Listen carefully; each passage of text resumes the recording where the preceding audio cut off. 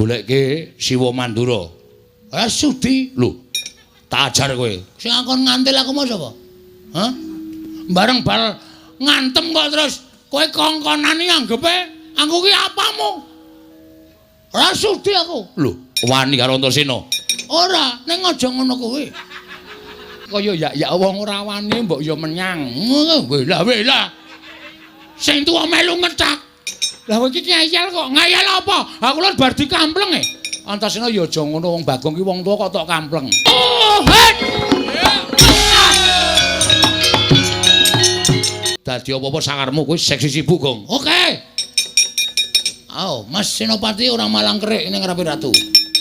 Yo, Bagong, ngono sopan dikit kenapa sih?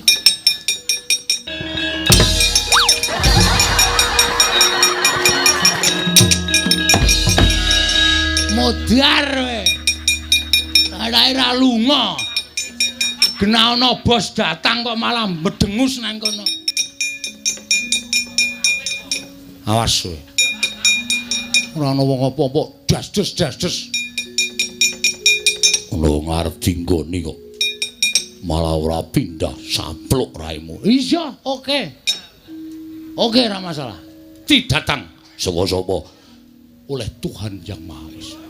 Kowe sok ngeplaki Petruk, nyogodo sirahmu. Yeng. Iki nek ngenengi aku tak keplak ndasmu lho. Dolanan guthik kok ngeneng ning ngarepe Nata Ndarawati. Nomeng mraktekke iki sliwar-sliwar nang mripat. Minggat. Nesu. Genane ngarepe bendara kok dolanan guthik. Anggepmu iki sapa padamu wae? Sinuwun Ndarawati. Sri Bathara Kresna. Cenanangan ora. Syukur dikeplak. Heeh. Tak bares engko. Lho. Wani nglimpe to. Wajake tuwa Bagong karo Kresna. Al-Fatihah tujuh Kiseno Nugroho. Bismillahirrahmanirrahim.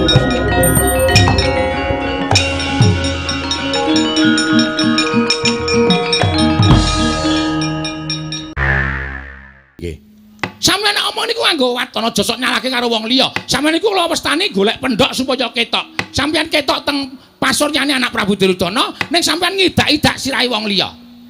Ngidak-idak sirahe Begawan Durna. Sampeyan lupute kali kula. Nuwun sewu lho, dadi guru niku ora gampang. Sampeyan ampun ngawu gawar-ngawur nek omong nganggo waton. Pate kok waton jeplak.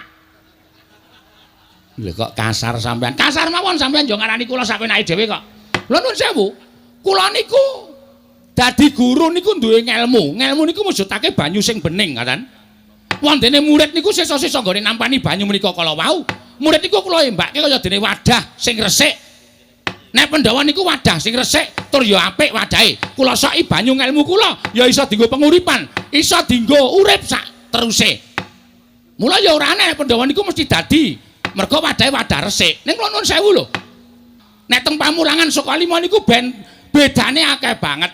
Nek Pandhawa niku kula paringi ngelmu ya ditampani tenan, ya diestokke tenan. Pandhawa, kowe sesuk teko ning Sukalima.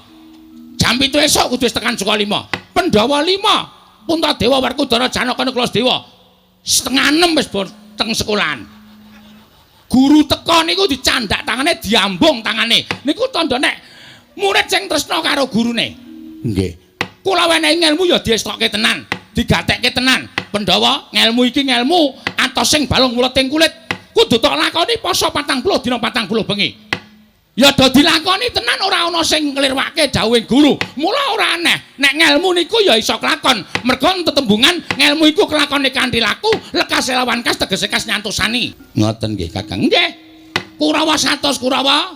Sesuk jam 8 kowe tekan Sukalima. Tak wenehi atos sing balung wuleting kulit. Sendika menemban. Kabeh do semaur ketok gumyak lan rame. Ning bareng kula tiliki teng sekolahan 8:30 durung ana wong. 9:30 ming citraksi karo Durmagati. Niku wae do nggawa kertu, ora. Liyane do teng mburi Sukalima do ciliwi, ora jajal. Apa ora kebangetan kaya ngoten niku? Nggih, Kakang Durna nggih. Mula ya Kurawa ki nek dinai ilmu apa-apa ora bakal iso tememplek wong srawunge wong kaya ngono. Lha sampean nyalahke aku. Ora nyalahke sampean, ning nyatane kula niku ya wis momong Kurawa kanthi apik-apik. Lah kok sampean ngunekke kula ora jegos momong para sata Kurawa. Kula ora ngunekke ora jegos. Ning sampean niku sing nuwun sewu lho, senengane nyalahke kali kula. Kula ora nyalahke, kula niki ming matur napa anane. Napa anane sing kepripun? Wong nyatane kula ya ora salah. Lho nuwun sewu, nek carane kaya ngeten iki sampean tegese ngidak-idak kula. Sing ngidak-idak sampean dhisik. Sampean sing ngidak-idak kula. Sampean golek rai ning ngidak-idak kancane. Kula mboten golek rai, ning sampean niku gurune Pandhawa Kurawa napa dudu. Gurune Pandhawa karo Kurawa. Ning guru sing apik napa guru sing apik? Kok sampean ngalani sing elek? Nek cara ngoten niku ora trima. Kula ora bakal trimake perkara niki. Lho nek ora trima ajeng apa? Lho, kula manut ki mawon ajeng napa kula manut? Hei! Wong gerang-gerang ora toto.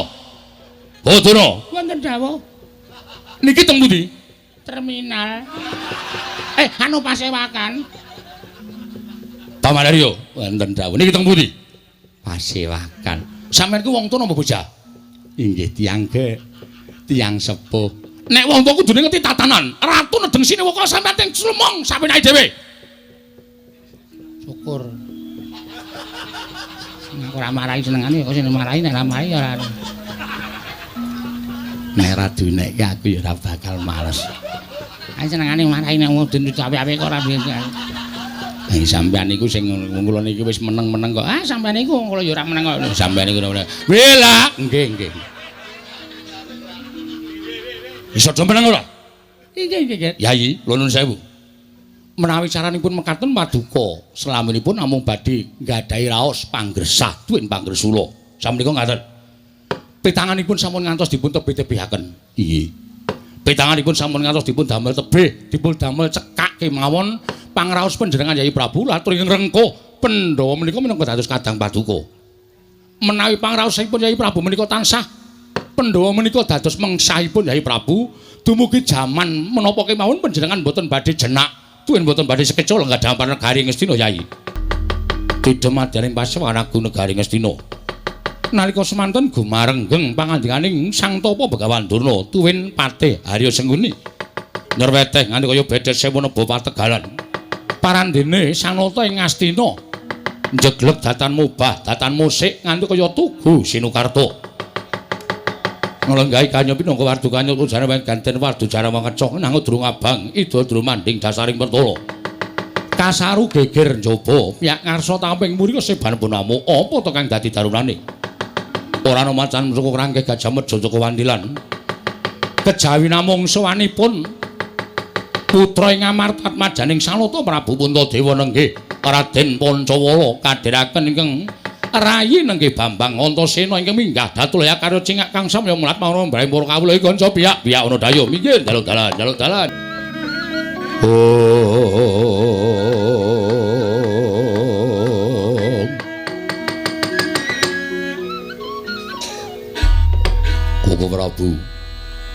Koko Prabu Baladewa wonten dawuh Yai.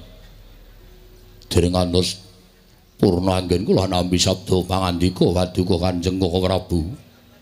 Mriku mboten palangking kados suwanipun anak kula pun Pancawala kaliyan pun Antasena. Lah jagat wasisaning Bathara wayah tur jagat Yayi. Mbok menawi suwanipun Pancawala kaliyan pun Antasena menika wonten wigatos tumuli katimbalana. Wigati sampun menapa? Menawi sak mangke nggadahi sedya ingkang sae tumuli paduka Yayi Prabu kedah nglenggari Bawa Leksana. Nanging menawi namung badhe damel bebudhek banyu bening kawontenan negari Ngastina.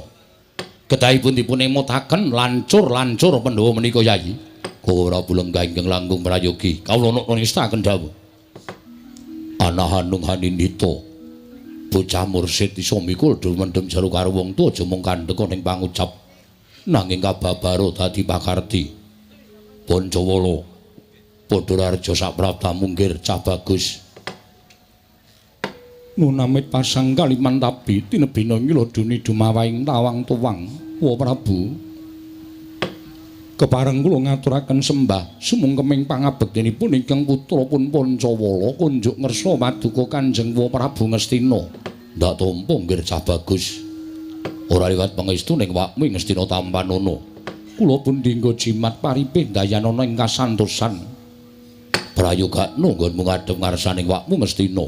Nuninggi wa sampun boten kirang prayogi pisamanipun ingkang putra pun Pancawala. Antasena, anakku nggih cah bagus padha raja sapratamu. Slamet Pakdi. Nering sambikala praptaku ora nemu alangan sewiji apa. Aku ngaturke bektiku katur ya Pakdi. Antasena anakku cah bagus. Ndak tampa pangestune wakmu Tampanana, tak gegem ndadekake jimat. Pancawala anakku lanang padha raja sapratamu. Nuninggi wa Mandura. Kepareng kula ngaturaken sembah sumengkeming pangabekti kula kunjuk wa. Ya tak tampa. Pangestune wakmu Mandura Tampanana, kula pun dinggo jimat paripin dayanana ing kasantosan. Antasena padha raja sapratamu. Pangestune Pakdi Bule, hus. Lah piye? Antasena, ana dawuh apa Pakdi? Aku ki ratu Nalendra Mandura. Jenengku akeh, Baladewa Waning Pintu Wasi Jaladara Anamka Krasana. Kok Krasana Karsana lan sak piturute kuwi jenengku kabeh. Aja nyebut Bule. Oh ya wis. Lah ora ngerti wong aku ki wonge apa anane. Ya nyuwun pangapura ya Pakde, nek aku ora entuk nyebut Bule. Nek Bule ki sirikane Pakde aku ya nyuwun pangapura wong biasane aku nek ngendi-endi nek nyebut sampean ya Bule. Ewadene mengko aku ora entuk diparengake nyebut Bule ya aku nyuwun pangapura. Nek Bule kuwi sirikane Siwa Mandura. Wis balenono ping 1000 ngas. Malah Bule. Oh iya ya lali aku. Lali. Bektiku katur Pakdi Mandura. Tak tampa pangestune awakmu Mandura Tampanana ndak gegem ndadekake jimat. Wayah Mas katuran Karaharjan nggir. Inggih Eyang Patih wilujeng niring sambikala bekti kula kunjuk Eyang. Inggih kula tampi. Wayah Mas Antasena wilujeng. Hooh Mbah. Slamet tekaku bektiku katur ya Mbah. Inggih kula tampi nggir. Putuku Pancawala padha raja sapratamu nggir. Eyang Penemban Sukalima wilujeng bekti kula kunjuk Eyang. Ya tak tampa. Putuku cah gagah cah bagus Antasena padha raja. Slamet tekaku Mbah. Bektiku katur ya. Ya tak tampa. Ming wong loro iki mau. Heeh. Ora ana kancane, ora ya ming karo kakangku Pancawala. Oh ya syukur. Aku mau ya liwat ngarep pertapan Sukalima. Sepi. Pancen aku tindak ning Ngastina ya mesti sepi. Sing ning ngarep ming Mbah Putri tok. Mangani tandurane tanggane mau. Ora tok elekke. Lah ngelekke piye wae aku ora iso omongan karo kewan kok. Hus. Omonganmu kuwi lho, sithikane kok nyelekit. Ayo digusah, ditabok bokonge kowe engko cemburu. Mau tak tabok bokonge kowe cemburu. Waton ora nengah-nengah. Bokong pinggir wae. Oh iya. Ya sesuk nek aku liwat tak taboke gen. Tak cethote. Pancawala, wonten dawuh Antasena. Ana dawuh apa Pakdi? Ing antaraning bocah loro, sapa ingkang bakal matur? Wis Kang, kowe matura. Aku tok jak mrene kuwi mau janji nalika tekan Ngrandu Gumbala mau, aku tok kanthi ning negara Ngastina tok nggo jagani kowe matura. Wigatine apa? Engko nek kira-kira Siwa Ngastina lan kabeh sing lenggane kene iki nesu, kowe ora usah wedi. Kowe nggawa aku. Iya, Dimas. Wis kek matur apa anane kaya sing tok kandhake karo aku ning Ngrandu Gumbala mau. Iya, Dimas. Tak tatane dhisik supaya aja gawe sengkel penggali ing Kanjeng Prabu. Ya, sing ati-ati ya, Kang. Iya. Pancawala, wonten dawuh wa ning wigati apa? Dene sira sowan ana ngarsaning wakmu ing Ngastina. Inggih, ingkang sepisan ngaturaken bekti kula kunjuk ngersanipun wa Prabu Duryudana. Dene ndungkap angka kalih. Sowan kula menika namung nuruti dhateng drenging raos ingkang sampun tan bangkit pinambeng. Anggen kula kepi lan kumacelu kepengin sanget sowan paduka wa Prabu Ngastina. Ya, ana wigati apa? Ingkang sepisan ngaturaken bekti dening ingkang kalih. Estunipun badhe munjuk atur nglairaken dhateng pangunek-uneking raos ingkang sawetawis mapan wonten telenging manah kula wa. Ya. Gage matura. Wigatimu apa? Kejawi ngaturaken sembah bekti kula kunjuk ngersa paduka Prabu. Estunipun anggen kula sowan menika inggih waleh-waleh menapa? Estunipun badhe nyuwun idi palilah paduka. Idi palilah bab apa? Kejawi ngaturaken sembah sumungkeming pangabekti ngersa paduka Prabu. Estunipun anggen kula badhe munjuk atur menika wonten suka lilaning penggalih paduka. Aku kudu kepiye? Kejawi kepareng kula ngaturaken sembah pangabekti kula kunjuk. Wis aku weh. Aku wis ora rampung-rampung iki. Kowe iki kan duwe pepinginan ning atimu ora tekan. Ngono kuwi sing aku ora seneng. Dimas piye? Kaya-kaya ora wani matur ngersaning Kanjeng Wong Ngastina. Nek ora wani kowe aja ning kene. Ning ngendi? Ning mburiku kene. Iya Dimas tak tembungke. Iya, nanging aja dadi pasulayan. Wah, kowe iki padha bapakmu. Aja dadi pasulan-pasulan piye? Nek wis diniati ngene iki kudu apa-apane wani, padangane wani, petengane apa meneh. Nek cara aku ngono. Iya, ya mung rasaku ora penak. Pindah nggon. Ora penak kok bingung. Antasena piye? Ngene, Pakde. Terus terang bae ora usah dadak ditutup-tutupi, aku ngetutke kakangku Pancawala. Yo. Sing wigatine nalika ana ing kasatriyan Ngrandu Gumbala, Kakang Pancawala ki rerasan karo aku. Rerasan bab apa? Rerasan nggone kepengin dadi ratu. Lho, kepengin dadi ratu. Ngenteni lengsere bapakne mesine bakal dadi Nalendra marang sapa meneh. Negara Ngastina bakal tiba kejaba mung anang anakku Pancawala. Ning karepe Kakang Pancawala iki ora dadi ratu ning Ngamarta, ning dadi ratu ning Ngastina. Lah, tekane rene nganti karo aku ki janjane dhewe arep mrene dhewe, ning ora wani mergane wedi karo Pakdi-pakdiku Kurawa. Yo, tumuli ngejak karo aku. Nalika semono Kakangku Pancawala ngendika ngene iki. Dimas Antasena aku terna ning Ngastina. Aku pengen ngrasakake lungguh dampar keprabon ning Ngastina. Ora ketang amung telung kedheping paningal, ora ketang amung sak uruping damar, sak umuring jagung, aku tak ngrasakake dadi ratu ning Ngastina. Mula aku terna. Nek ana apa-apane Dimas Antasena kudu iso ngrampungi karya merga Dimas Antasena ngerti to pambegane Pakdi Kurawa, siwa-siwa Ngastina. Mesti aku bakal lara nek ora nganti Dimas Antasena ngono kuwi. Nah, aku sing dadi wakiling Kakang Pancawala terus terang wae tekane Kakang Pancawala tekan kene iki mung arep kepengin nyuwun ngambil dampar. Ora kita ngomong sedhela, Kakang Pancawala kepengin lenggah dampar ke Prabu ning Ngastina. Wis, kuwi wae rasa tak dawak-dawakke rembuke ndak selak kewengen. Pakde mengkari entuk apa ora? Nek entuk matur nuwun banget, nek ora iki sing ngamuk aku. Wis ngono wae. Jagat Dewa Bathara. Koko Prabu kados pundi? Kowe lah dalah bocah iki nek mejenun ya ngono kuwi.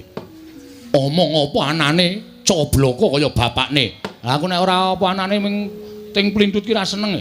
Apa anane gek padang, gek rampung. Nek arep perang ya yo gek perang. Nek arep to wenehke dampare ya wis kene sampean lungguh dampar, medun saka dampar. Terus kabeh nayaka iki lunga kabeh, kakangku meng lenggah dampar, aku sing dadi nayaka. Wis ngono wae. Paman dos pundi? Monggo klasa bantal digulungi. Jagat Dewa Bathara. Iya nek sing nembung Pancawala piyambak kemawon lari menika mboten gadahi kekiyatan. Nanging nuwun sewu lho Nger, ingkang ngendika menika linggih duweni kekiyatan. Bocah srogal-srogol ning nyemelangi. Wah, Jagat Dewa Bathara. Yai, saenipun dipun paringaken. Estunipun menika putra paduka piyambak, jernyatanipun tembungipun namung ngampil, mboten ketang namung telung kedheping paninggal. Mboten ketang namung sak uruping damar, sak umuring jagung. Pancawala kepengin dados nalindra wonten negari Ngastina. Awon menapa dipun paringaken. Sebab menawi mboten dipun paringaken menika mangke kriwikan dadi grojokan, geguyon dadi tangisan. Tan Wurunga Antasena ngamuk ning Ngastina. Rayung lho to, Nger? Heeh, tepat. Wis ngono wae. Ya, saya deg-degan kula.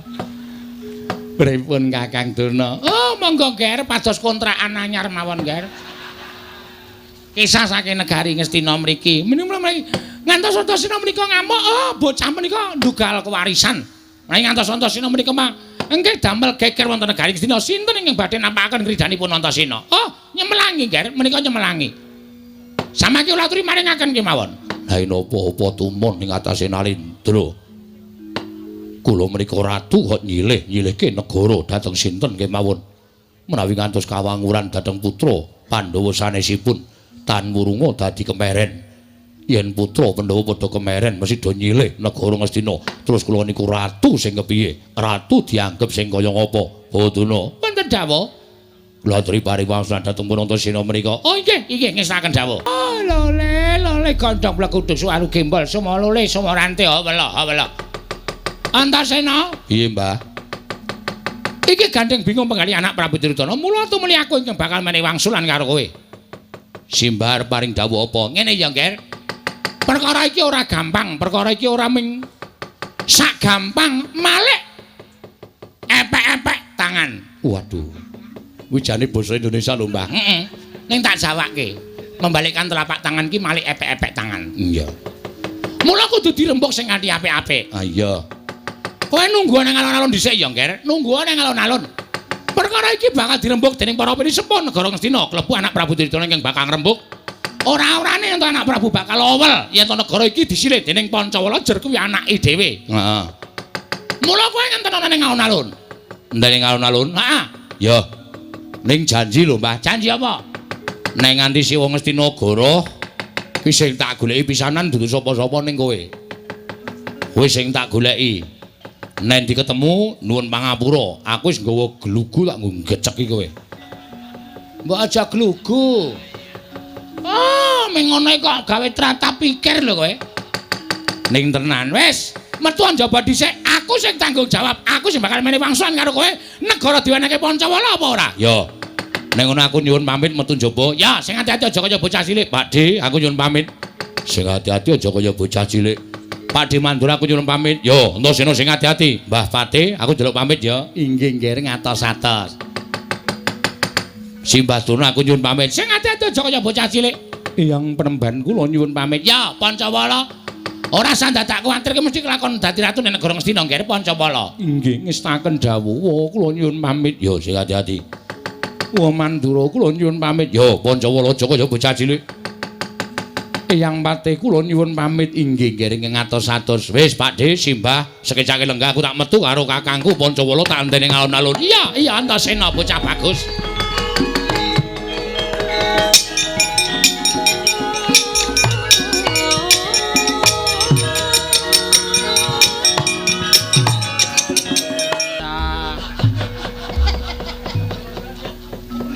Koko Rabu wonten dawuh Yai. Nggih muti lamban kados mekaten menika kados pundi jagat Dewa Bathara. Kula namung sumarah dhateng Paduka Yai Prabu Ngastina. Bawan wonten dawuh. Kula nyuwun Pancawala Antasena dipun damel wangsul wonten negari Ngamarta. Sampun ngantos damel goreh raosing manah kula. Ka Prabu Baladewa. Kula nyuwun pemanggihipun Koko Prabu menapa pantes ing atasipun bayi wingi sore badhe ngampil kedatuning Ngastina. Nyatanipun menika negari boten wujudaken satunggiling barang tekotipun suwun ngambil menika boten pantes. Yai, menawi perlu kula ingkang badhe ngemutaken dhateng pun Pancawala. Estunipun kala wau kula badhe ngemutaken namung ngemuti bilih menika wonten ing pasewakan.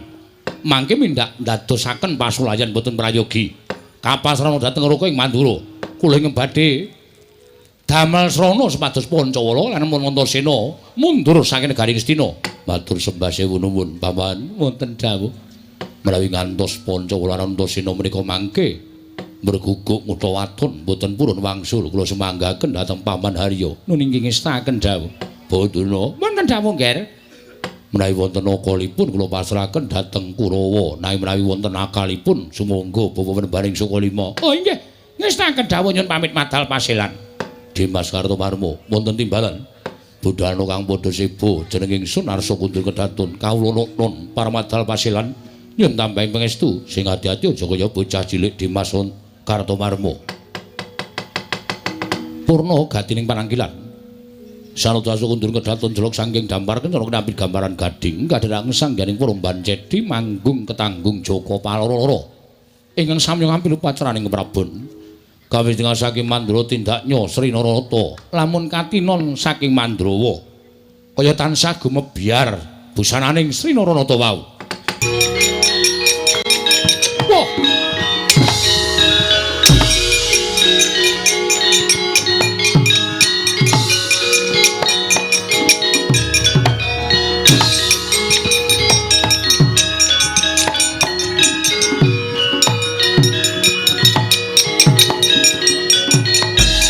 Tinututi lamun katututan lamun mangsa prawira diktaya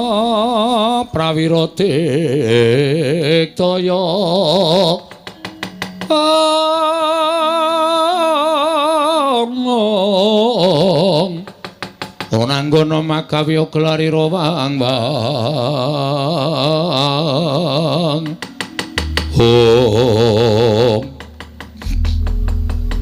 Antasena Pakdhe Kartomarma ya. Ayo, kowe gelem bali ora li? Wah kok kon bali mergane Pancawala Kandanana. Najan kuwi kadangmu tuwa nanging ora pantes lamun kepengin nyilih negara Ngastina. Ngerti yo? Lamun negara kuwi ora disilih-silihke dening sapa wae ing mengku bawat perintah negara ing Ngastina. Kuwi Kanjeng Koko Prabu. Yen kowe ora gelem semingkir apa krakon Kurawa wong atuhmu tegel karo kowe. Tak ajangi jembar apa Pakdhe. Nek Pakdhe niat arep gawe rekoso utawa arep ngundurke Antasena, aku rupak wani jembar wani. Nek nganti apa kang dadi penjaluke Kakang utawa gegayuhane Kakang Pancawala ora kelakon, dosa nek nganti Antasena ora iso mbedah negara Ngastina, iso mujudake gegayuhane Kakang Pancawala. Yen ngono kowe wani karo wong tuamu para Sata Kurawa. Sing tak wedeni apamu? Ora minggat karo aku tibantangan pecah siramu. Jajal-jajalan Pakdhe menang sapa? Anak karo wong tuwa.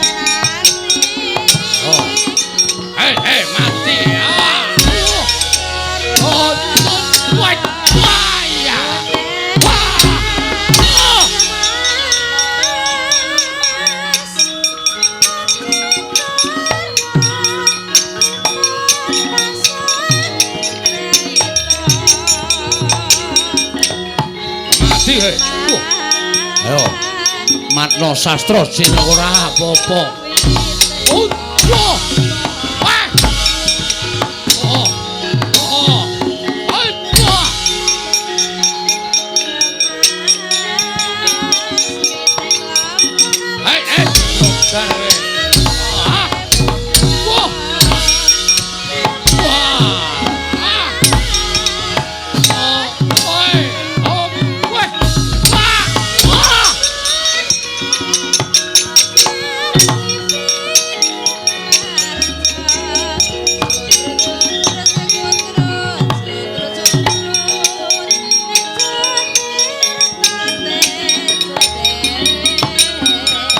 cocok tumbak jebol dadamu waras.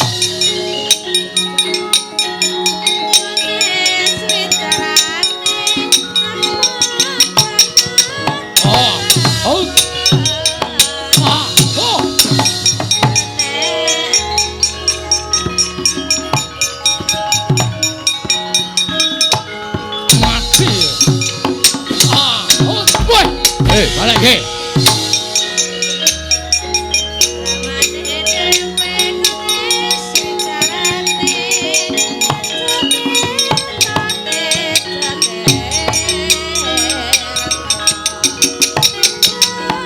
Mati.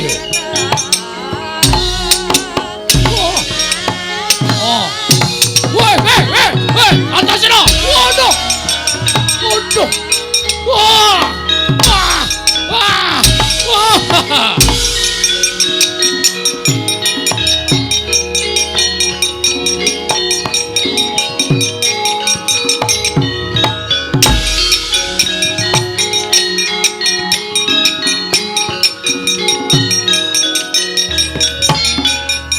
Sotama iki jangkar karo wong gerang, ora sandadak kokean gunem. Ayo, ora menehke negara Ngastina. Wujud apa wae tak wujuti, pecah dadamu ayo. Ketokno kasudibianmu, Asatama mati.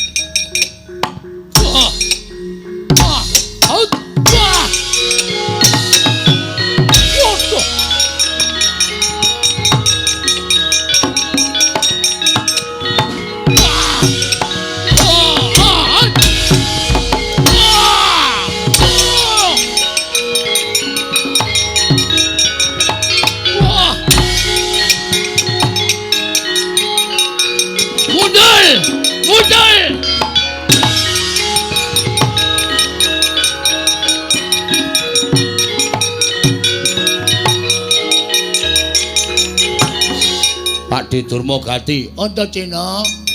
Mumpung iki dulung patiya gegel, kowe mundul. Mundur piye?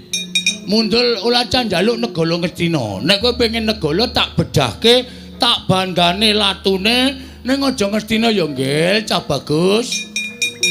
Pokoke Pak kakangku, Kakang Pancawala nek ora negara Ngastina dheweke emoh dadi ratu. Ora nek Kurawa kuwi negara Ngastina. Aja maju jen, Pakde. Kon ngrubut Antaséna. Anak Werkudara kalah karo Kurawa, meguru karo Kurawa 20 taun. Wah, kowe iki pancen ngeyel. Kowe ngerti oleh aku sapa? Pakde Durmagati. Nek liyane tok anggap enteng lah masalah, nek aku aja tok anggap enteng le. Ayo, matno sastra jendramu, pecah dadamu. Yo, tibakno. Hot! Wah! Bajigol apa-apa. Edan. Modal. Ayo, nggawa gaman. Oke, tunggu sini.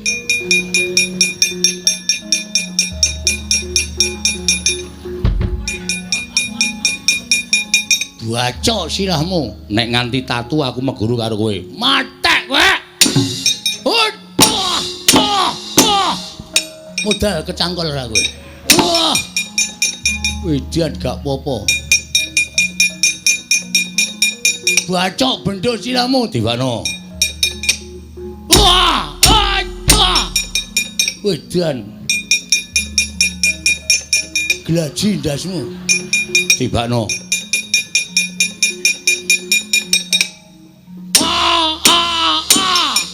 Asem lah apa-apa. Antaséna? Oh. Aku wong tuamu. Aku padhemu.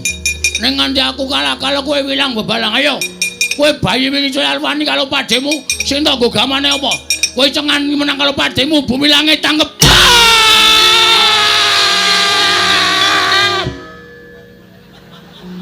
Bah.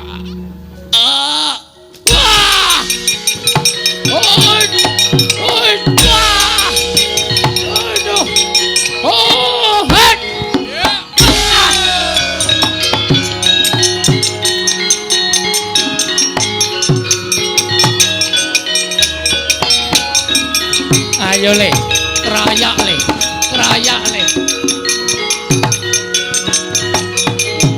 Ayo aja maju siji-siji. Kerayak ngger Antaséna.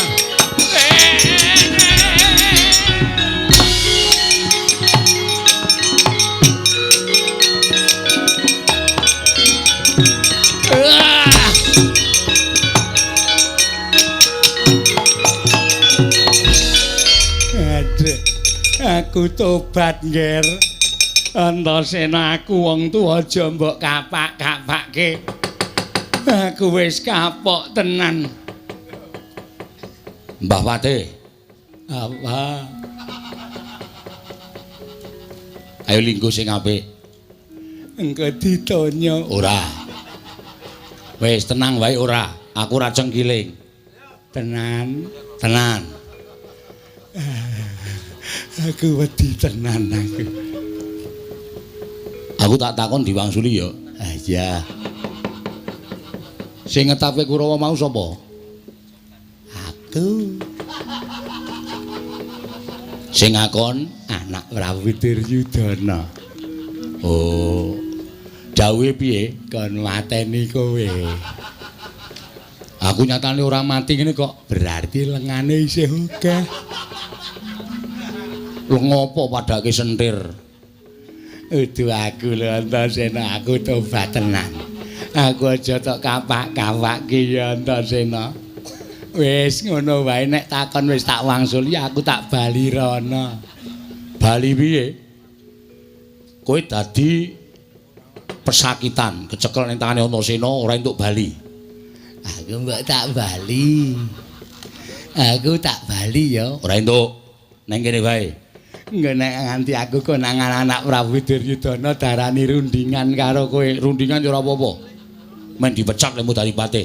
Aduh. Aku tak mulih rono. Pengen mulih rono? Pengen. Pengen slamet? Pengen. Nek pengen kena bali rono ning ana syarate. Syarate apa? Syarate kowe nek tak undang Sengkuni ngono lek wangsulan dalem Pak Guru ngono ya. Isin aku. Wegah Antasena, aku ki wong tuwa. Gelem ora? Ora gelem tak kepruk watu ndasmu. Ya wis, gelem. Ya, ngono anggere kowe ora wangsulan ngono ki tak ajar kowe. Iya, iya. Sengkuni. Dalem Pak Guru. Kelas piro, Li? Kelas 6. Wis tuwa kok kelas 6 nunggak ping 8. Kok nunggak terus ngopo mergane? Isin aku. Isin kula Pak Guru. Ora sa isin kula nakal. Oh, nakal. Nggih Pak Guru. Ngopo kok ra munggah? Nginjen roke Bu Guru. Nginjen roke Bu Guru. Nggih Pak Guru rok dipepe kok Pak Guru. Oh, tak kira nek lagi mulang mboten wantun. Nek nginjen rok dipepe ki weruh apa? Weruh jepitan. Jepitan pemean Pak Guru. Mumpun nggih Pak Guru, mumpun nggih. Arep endi? Ajeng wangsul. Pelajarane pun telas. Kena nandhake murid sing pinter bali karo nyanyi. Mboten isa Pak Guru, kepruk watu sirahe. Iso ora? Saged. Saged. Ya wis gawe nembang. Ya wis, saka kene tekan kono. Lagune napa, Pak? Ah terserah manut kowe. Pak Guru ki seneng nek muridé iso nembang sing lancar. Isin Pak Guru. Ora sa isin ora apa-apa gawe wis. Gawe nembang. Ndang. Mentak. Ya wis apa-apa. Mentak sing lancar, ora lancar sabet garisan. Nggih Pak Guru. Karo ndono nembang, nek mandeg tak bandem watu kowe. Nggih. Mentak. Mentak. Tak kandhani Pak Guru. Ya. Iya ngerti nek mentok tak kandhani. Tak kandhani. Wong rupane Pak Guru. Oh tak ajar kowe, mboten Pak Guru. Bandem saka kene. Sini.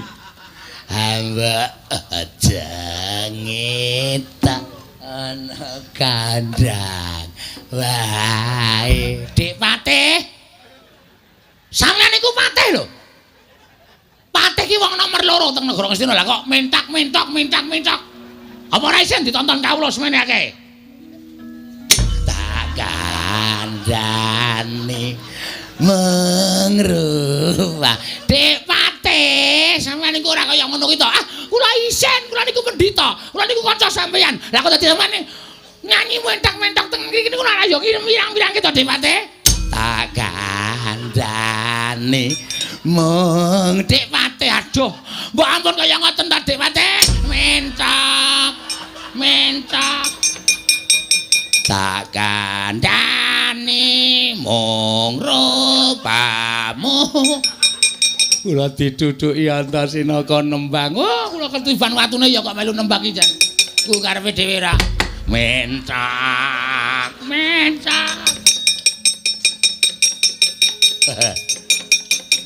Ana wong tuwa-tuwa kok do ora ngerti isin. Tak kandhani. Man, sampeyan iku wong gerang lho. Nyanyi turut dalan sak penake dhewe. Mangrupamu aku ora iso meneng dur. Anggere meneng dibandem mangrupamu ange sini. Ah, tur sasana. Lho wonten dawuh. Kowe maju ya Cah Bagus. Maju, Antasena Patenana. Mentak. Mong. Wis kana gek maju tur sasana. Musuhe Antasena. Antasena pateni. Mentok. Wis pokoke wong telu miangon mentok kabeh. Oh, Ndrawasi watune wis digdaya lho. Ing atase ming dibandem sing didhawuhi Paman Patih Sengkuni kok kula sampean ya melu. Ora. Gugu karepe dhewe ora Mentok. Oh, pancen yo edan Antasena ku yo pinter tenan kok. Watu dijawab pajapu kok aku angger ketiban watu kok iso mentak-mentak. Lah nggih, kula ya gumun kok. Kula kok ya iso dadi ketiban watu kok ya iso mentak-mentak. Mangrupang. Oh, nek ora ngados rekoso nek mboten adoh. Oleh bantem saya banter. Aku ya gumun lah kok dadi diktoyo temen. Mangrupang ayo ngono atone. Oh, iki nek ora ndelek rekoso ngrekoso nek mboten ndelek soalé Munyok. Oh, manus maning jajanan sekretaning bawana. Iblis lalat Antasena tiban cundha manik mbok dadi mubalake.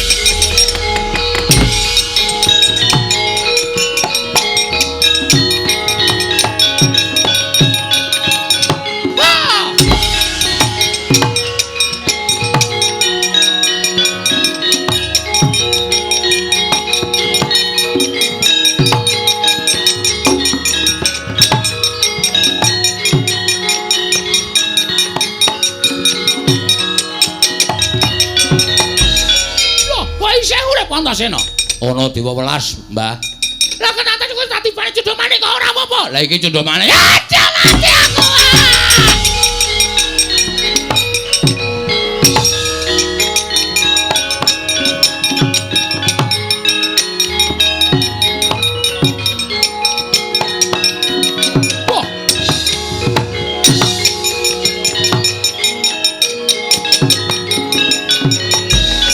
Wah, panus maning jajalan sekretaning bawana iblis lanat. Wah, menungso ratatanen. Antasena malah gawe geger negara Ngastina. Lengger, kena tak kandhani apa ora? Ora kena tak kandhani. Awakmu mentolo karo kowe glandang nang Kolombo dadimu malah.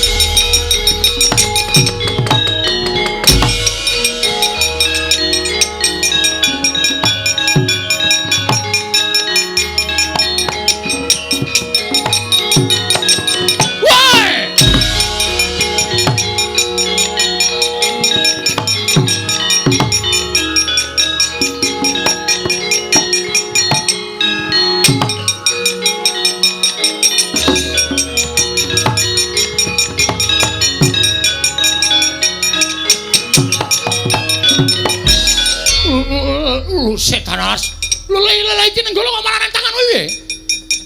Nenggala iki ampuh, nek nggo mateni wong radu dosa ki ora gelem mateni, Pak.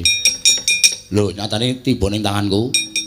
Piye? Lho, iki pusakaku. Lah iya aku ngerti arep piye. Tak jaluk. Ama. Lho. Tomo piye?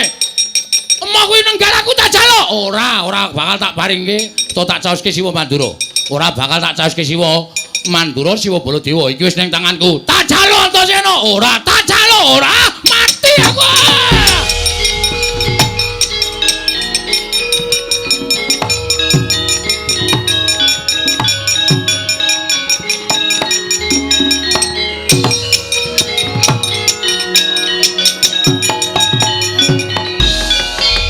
Bubar maut Siwa Ngastina golek papan pendelikan.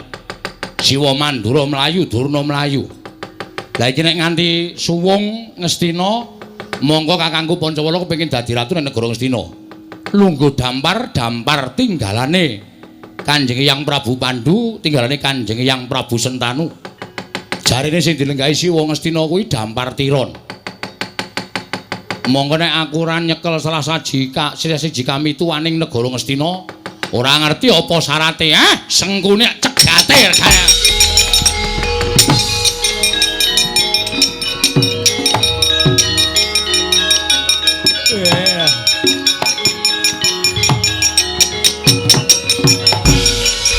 Wah, Antasena ngamuk. Anak Prabu Mandura mlayu, anak Prabu Ngastina mlayu. Kakang Penemban Durna ya mlayu. Iya aku nek ora mlayu kecekel Antasena mesti diwirang-wirangke kon nyanyi mentok-mentok. Apa Pak Guru? Arnendi ajeng wangsul. Arep bali kok malah dolan. Kuwi murid apa kuwi tak takon? Murid sae, Pak Guru. Murid apik dengkulmu mlocot kuwi. Ayo, Mbah, iki ora guru karo murid, denguk sing apik. Nggih. Nyuwun pangapunten, Ndara. Ndara sapa? Ngaku putumu kok Ndara. Ora usah kuwatir. Aku tekan kene iki nyekel kowe ora takon ngopo-ngopo. Lah terus Simbah Patih sing ngerti kahanan sejatine negara Ngastina. Nggih. Siwa Ngastina kae lenggah dampar tiron to, leres.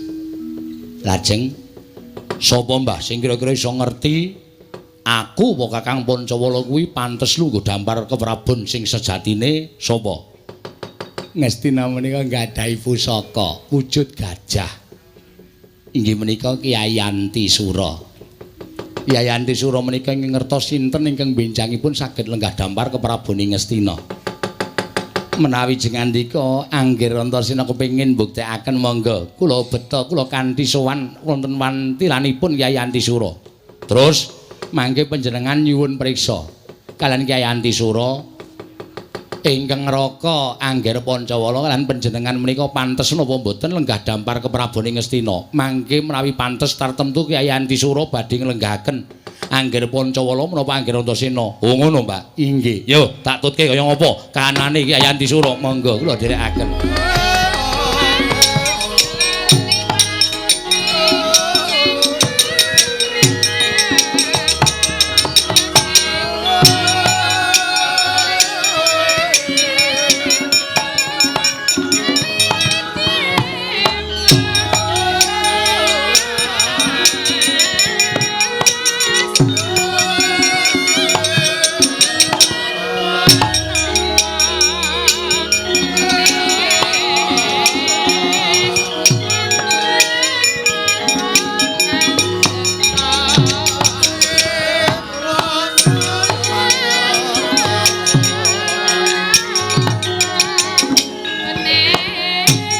Mbah.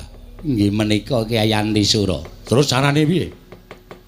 Monggo salah setunggalan tansipun wayah kula Anggir Antasena menapa Anggir Pancawala. Kula aturi munjuk atur ngersanipun Kyai Antisura jer menika gajah pusaka. Kyai Antisura mugi parenga animbang tuwin analiti dhateng ingkang wayah. Kula turasipun Pandhawa menapa kula kedunungan wahyu ning ratu menapa mboten upami ya mekaten monggo kula aturi anitik dhateng jasad kula. Pantes lan botenipun kula menika lenggah dampar keprabon sejati wonten negari Ngastina ngaten nggih. Ing tansah marpamoring sukma sinukmaya sinukmaya winah ya ing asepi.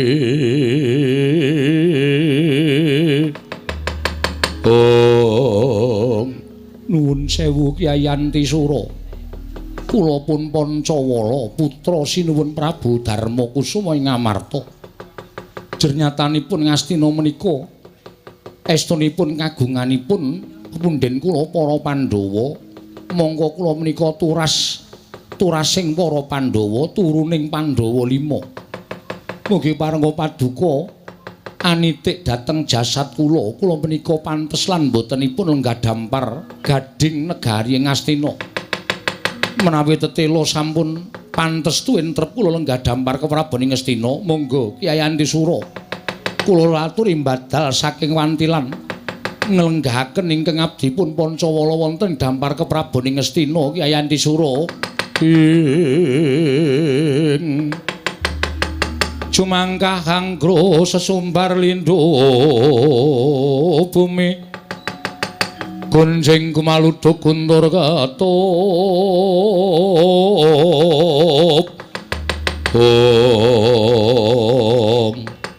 ingkang sekawit kendel trale wiwit dipun obahaken suku dipun obahaken mangajeng mamburi satemahku mrenceng konang rante saya dangu saya banter nggih ngobahaken trale suku den sendal rante pedhot marandene ora nglenggahaken Raden Pancawala Raden Antasena mlayu manjing alas Sang Antisura.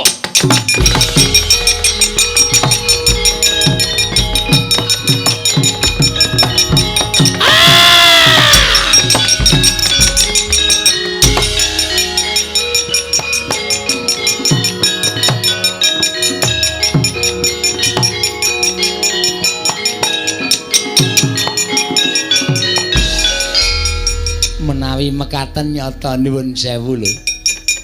Panjenengan boten kedunungan wahyu ning ratu ketitik Kyai Antisura boten mailu aturipun Raden Pancawala. Malah mlajar mlebet telenging wana. Kang, aja sedih hatine, ditrimak-trimake. Nek Kakang ora kedunungan wahyu ratu, aku ora kedunungan wahyu ratu lan aku karo Kakang ora kuat lungguh dampar, ya wis dadi pestine sing gawe jagat. Iya Dimas Antasena sak banjure piye? Apa kudu bali marang kasatriyan? Rasah. Tetep nang Ngastina. Ngenteni baline Kyai Antisura mesti kae mboyong wong sing bakale pantes lan trep lungguh dampar ke Prabu Ngastina. Ngono Dimas ya. Lah kula pripun? Kowe tetep dadi murid. Oh inggih. Mentok wis le nyanyi wis. Oh inggih ngestaken dawuh. Pokoke nang Ngastina Simbah Sengkuni tetep nang Ngastina. Janji kowe lunga saka Ngastina tak goleki, oh tak ajar dhewe. Oh inggih, ngestaken dawuh nggih, ngestaken dawuh. Lurewang Candra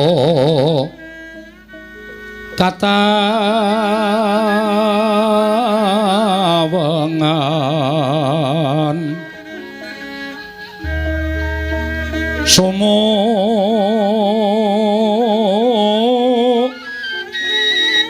ing tias katuritan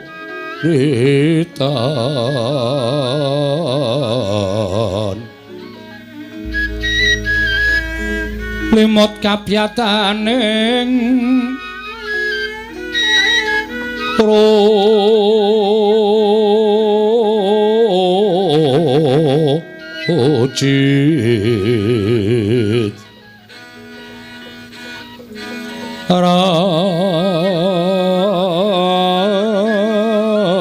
Ramengdri Yama Nawung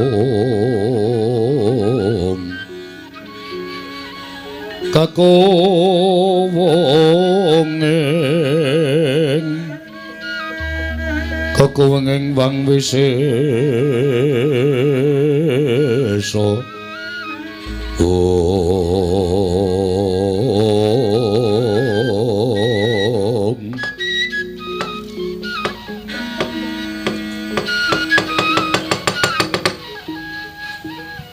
sewu yang ndadosaken kagiat raos sing manahipun ingkang wayah. Jengandika Kanjeng Hyang janur gunung kadingaren rawuh wonten ing negaring Traju Trisna. Ingkang wayah pun Stijo Buma Narakasura ngaturaken sembah pangabekti kula kunjuk Hyang. Gandhak mleguduk suaru kembal semerante hawela. Nggih Ger wayah Mas. Sinuwun Prabu Stijo Buma Narakasura kula tampi akarya bapa raos manahipun ingkang bapa ing Sokalima. Namung keparenga kula ngaturaken salam taklim kula katur Ger wayah Mas. Nggih Kanjeng Hyang. Kula tampi akarya bombong raos sing manahipun ingkang wayah. Wonten menapa dene janur gunung rawuh jengandika Kanjeng Hyang wonten ing Traju Trisna Hyang.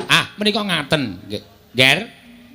Wayah kula Prabu Stijo Bama Narakasura estunipun anggen kula kedarang-darang prapta wonten negaring Traju Trisna menika mboten kanthi kasengaja jalaran mugi andatosna ing kawuningan bilih negaring Astina dinten sakmangke geger sabab saking menapa mugi andatosna ing kawuningan mboten bab saking menapa awit saking tingkah polaipun inggih menika kadang jengandika wayah kula pun Antasena kaliyan wayah kula pun Pancawala. Anggenipun Pancawala menika kepengin nyuwun ngampil negaring Astina mboten kitang namung sekedhap, anggenipun kepengin raosaken dados nalindra. Kula nuwun sewu lho, Nger. Estunipun aneh ing atasipun negari kok dipun suwun ngampil menika rak mboten nama saemperipun lan mboten nama saklimrahipun. Menawi badhe nyuwun ngampil menika mujudaken satunggiling barang menika tartemtu badhe dipun nampilaken. Nanging menika negari lho, Nger. Menika negari. Inggih. Satemah dadosaken geger antawisipun Kurawa lan Antasena. Krana katidayanipun ingkang rayipun Antasena menika pancen kondhang bocah ndugal kewarisan, Kurawa bubar mawut. Nadyan ingkang Eyang ing Sokalima majeng wonten ing pabaratan ngasta Kyai Cundamane wadene Cundamane saged karebat dening pun Antasena. Anak Prabu Baladewa ugi semanten ingkang wayang Mandura ngagar Kyai Nenggala ugi karebat dening pun Antasena wekasan sakmangke sami kepelajar.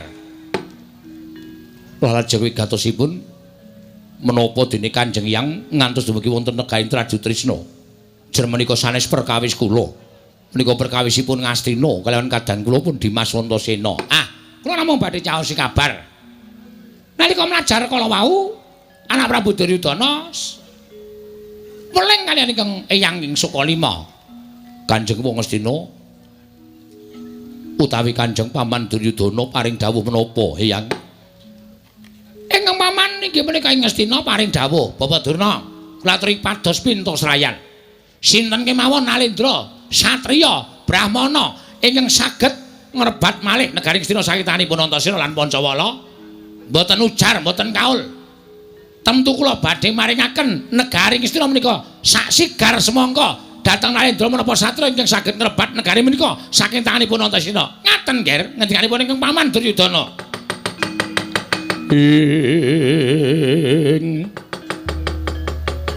Jumangkah anggro sesumbar lindho bumi gunjing kumaludhuk kuntur ketup lumembak penyukang kumambang jagat wasaning Bathara.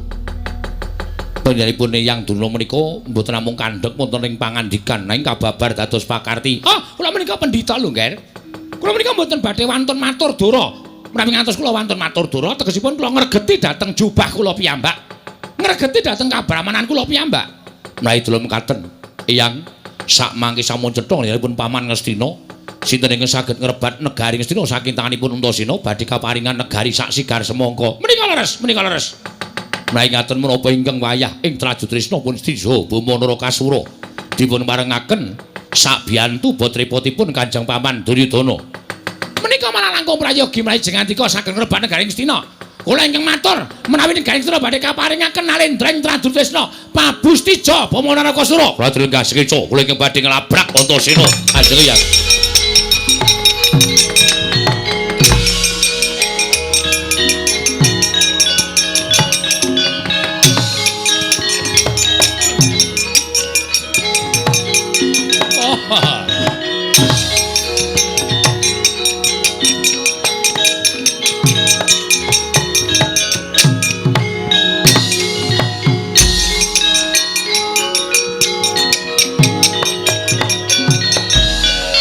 Ila dalah ora nyono babar pisan. Jebul bakal kaya mengkene kamukten sing kudu ditampa dening Kalindring Tradu Trisna Prabu Stijo Bumanara Kasura.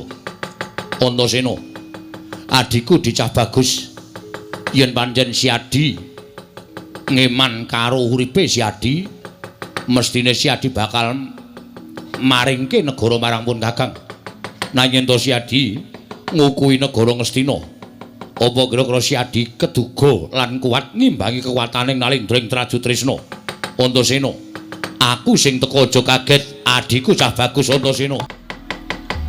Wagut kati nyomawukyat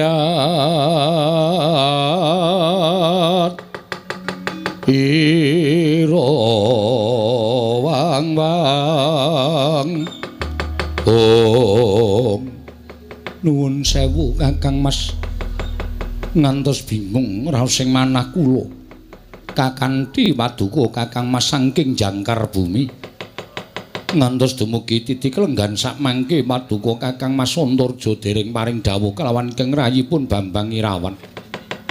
Nedya tedhak dhateng pundi lan menapa wigatosipun? Adiku diadiku cah bagus Irawan wonten timbalan pawarta sing dak tampa, lamun adiku Antasena ndumbani kelawan kersaning Kakang Mas Pancawala sowan marang negara Ngastina ingkang wigati mung bakal nyuwun ngampil dampar negara Ngastina ewadene Kanjeng Wa Prabu Duryudana. Ora maringake negara marang kadangku Antasena, wis ditekadi ento bakal mbedah negara Ngastina. Mula wektu dina iki, Yayi, aja nganti Si Adilan pun Kakang keri ing gawe. Upama mengko Dimas Antasena bisa mbedah negara ing Ngastina, sak mesti lamun pun Kakang lawan Si Adi melu ngempek kamukten ngrasakake kamukten negara Ngastina, Yayi. Ing Katri gumulung mangrempak ing wadya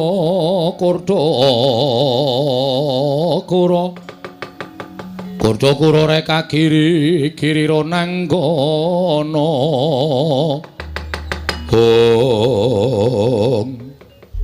Nanging menapa mboten dados dukanipun para pepundhen dene Kakang Mas Pancawala tuwin Kakang Mas Antasena pepundhen kula nggadahi niat ingkang kados mekaten Kakang Mas. Perkara kuwi perkarane Antasena apa dene Kakang Pancawala sing wigati upama apa sing diniati dening Dimas Antasena wis kelakon bedah negara Ngastina. Apa kowe ora kepingin yen to ngrasake kamukten negara Ngastina ingkang sejatine kuwi darbing para pepundhen Pandhawa ingkang dikukup dening pepundhen Kurawa. Mula Irawan ora usah dadak walang ati. Hayo nusul adiku Antasena marang negara Ngastina. Ngempek kamuktening Kakang Mas Pancawala apa dene Dimas Antasena. Inggih, Kakang Mas, monggo kula dherekaken bareng kalopun Kakang Yayi. Suwawi kula dherekaken Kakang Mas.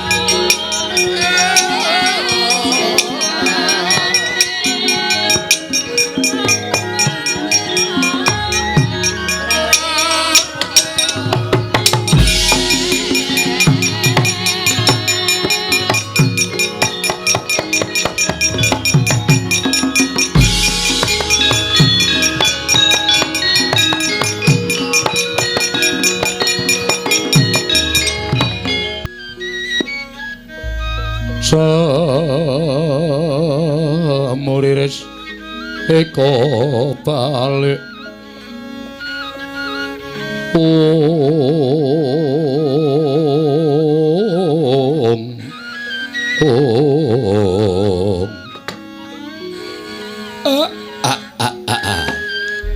blegegek sadulita ndara enten apa Gus? Dat sabene mung Ndara Abimanyu, lah kok niki nganti ingkang raka ing Pringgondani. Semar. Sayektining nggonku prapta ning Karang Kadempel nderekake marang jengkaring Kakang Mas Gatotkaca nggone paring dawuh lawan Abimanyu yen to dina samengko Kakang Mas Pancawala kelawan Kakang Mas Antasena nedya ambedhan negara Ngastina krana Kakang Mas Pancawala darbe pepinginan ora ketang amung sauruping damar saumuring jagung kepingin nyoba lenggah dampar ke Prabone Ngastina. Kang Raka ya pancen mengkono Siwa. Ning ya ora mokal. Dasare Kang Raka menika putra Pambayun. Putranipun Ndara Pandhawa ingkang Pembayun. Mula pun boten nama mokal. Nek duwe penjangka sing kaya ngoten niku mung jane mung neter ketrimaning urip. Apa ya pancen nyata putraning Ndara Darmakusuma niku kedunungan Wahyu Ratu menapa mboten? Ya mung nek sak saged-saged aja nganti gawe geger. Tegesipun ampun bebudhek banyu bening kawontenan negara ing Ngastina. Disuwun kanthi ingkang sak sae-sae. Kula kinten nek tembunge niku kebaking tata krama, tembunge alus. Sinuwun Ngastina le nampa ya bakale alus. Pun ning nek dadak nganggo diwenehi perceka, dadak bedah negara niku kula sing ora mathuk, kula sing ora cocok. Merga niku bakal ngobak-obak banyu bening katentreman negara ing Ngastina. Saya-saya piyai sepuh niku nek disuwarani sing rada ora kepenak mawon adat saben sok mubal kanepsane lho Den.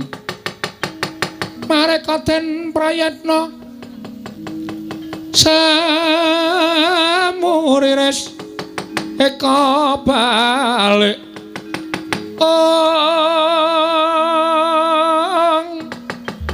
titiyani gandayani trisanya purnama sasi gilar-gilaran ing tengah latar milang lintang Bima Sekti kocap kacarita nalika semanten Jan Abimanyu lenggah wonten sak jawining rangkah padukan ing Karang Kadempel wonten tepining wana kadhiraken Ngraka Nalendra ing pringgodani Prabu Anom Gatotkaca plajaring Kyai Antisura nyandak mawi trali Sang Abimanyu ditumpangake wonten ing geger mlajar kapiyandeng kaget Nalendra ing pringgodani wau. Langlanging triya mangungkong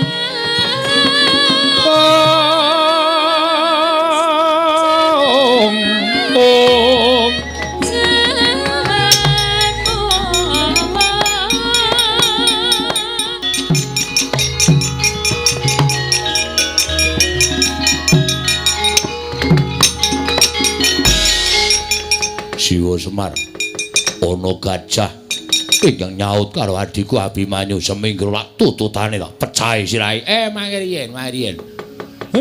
Nek ora ngerti mang takon. Sak kelibatan kula ora pangling gajah kok nganggo sandangan tanpa beda kaya piyai luhur. Nika gajah ora baen-baen.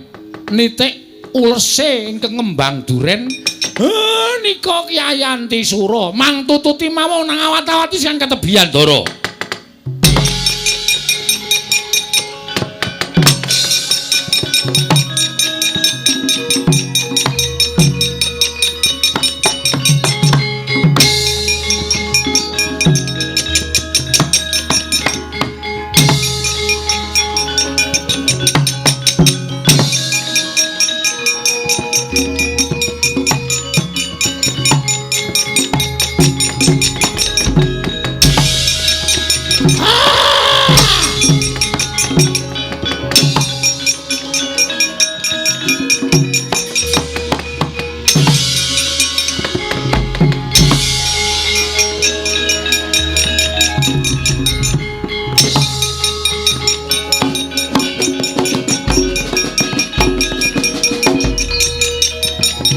Ayo Reng Glis.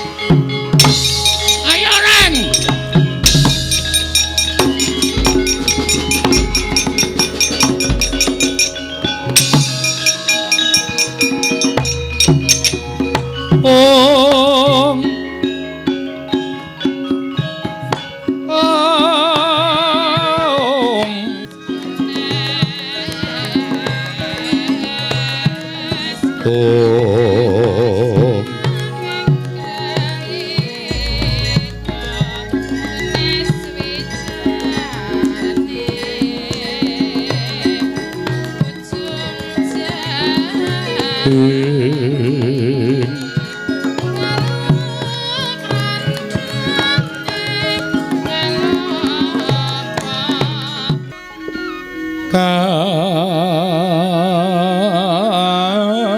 Tinetraning uga rapuh sabdaning kokila ring kanikara sagetar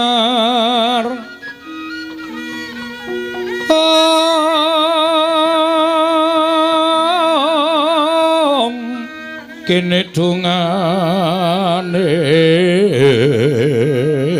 engkung lir wuwu sing pine panca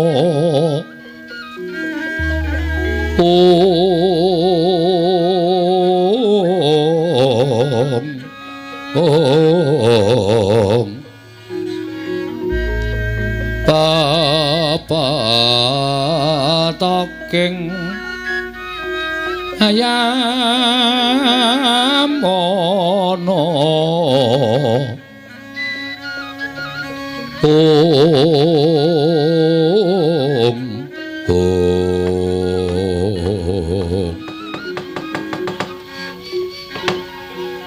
Koko Prabu sewu-sewu kalapatanipun ingkang rayi tadah wadana dene sakmangke kula wantun ngrawuhaken paduka Kanjeng Koko Prabu.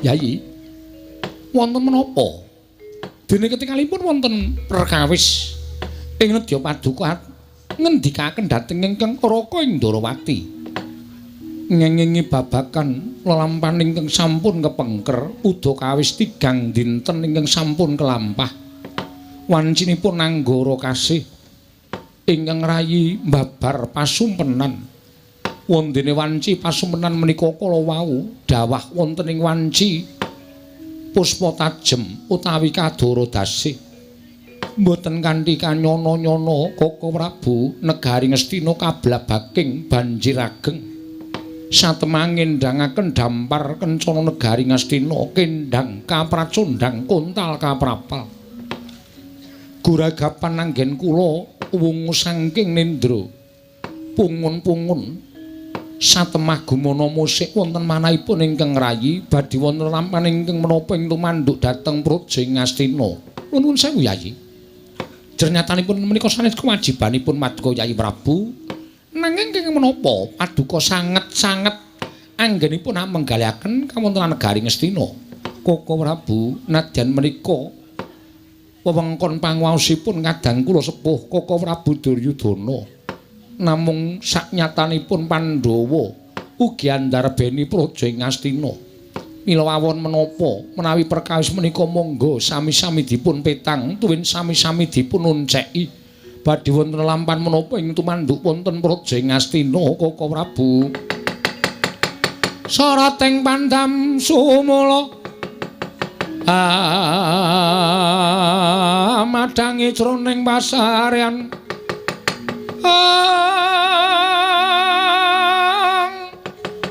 ngenangi wadana katon remu-remu kalingan ngrengeng sang diamanah hengkung sumungkem guling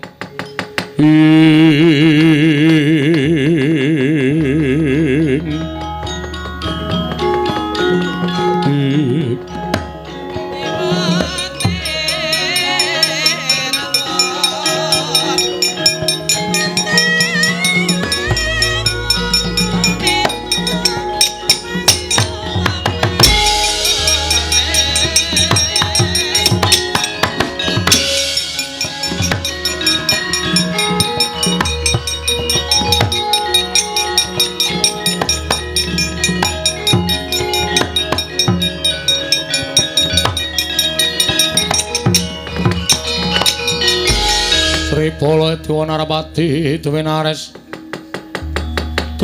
Wara Kresna kalangkung tresnanira ing Koko Prabu sawetawis rawuh wonten ing Praja Ngamarta Karagarjan tedhak paduka Yai pinantu ing Suka Basuki Koko Prabu kula ngaturaken bekti kula kunjuk ya Kresna tak tampa Baladewa aku ngaturake basaku katura Werkudara tak tampa Koko Prabu kula ngaturaken bekti kula kunjuk ya Janaka tak tampa wonten menapa Koko Prabu dene paduka pareng tedhak wonten ing Praja Ngamarta sumengka pengawak Badra keparengan ndhawuhaken dhateng ngrayipun Punta Yai wale-wale menapa suwanipun ing Raka ing Mandura menika nyuwun senjata pitulung tumbak kenceng liripun kados pundi paduka paring dawuh mekaten mugi dados ing kawunikan bilih samangke negaring Astina sampun bedah Yai Prabu Duryudana kepelajar ingkang Raka ing Mandura kepelajar Bapa Penemban Durna ugi kepelajar sinten ingkang wantun damel risak negaring Astina mboten wonten kesanes kejawi namung atmajanipun para Pandhawa inggih menika putrapun Pancawala kaliyan Antasena Yai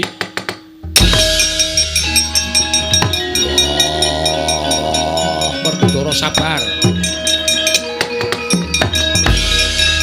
Baladewa kakangku aja waton bisa ngucap Antasena duwe niat apa bedah negara Ngastina Werkudara kowe tak kandhani Antasena ngrajoki pakartine kadange tuwa ya kuwi si Pancawala ingkang kepengin lan kaselak lenggah dampar ora ketang mung sauruping damar saumuring jagung nganti dadi dukane Yai Prabu Duryudana geger negara Ngastina Antasena ngobrak-abrik Prasata Kurawa nenggala agamaning pun Kakang Dyasta utawa digawa dening anakmu si Antasena wah caidan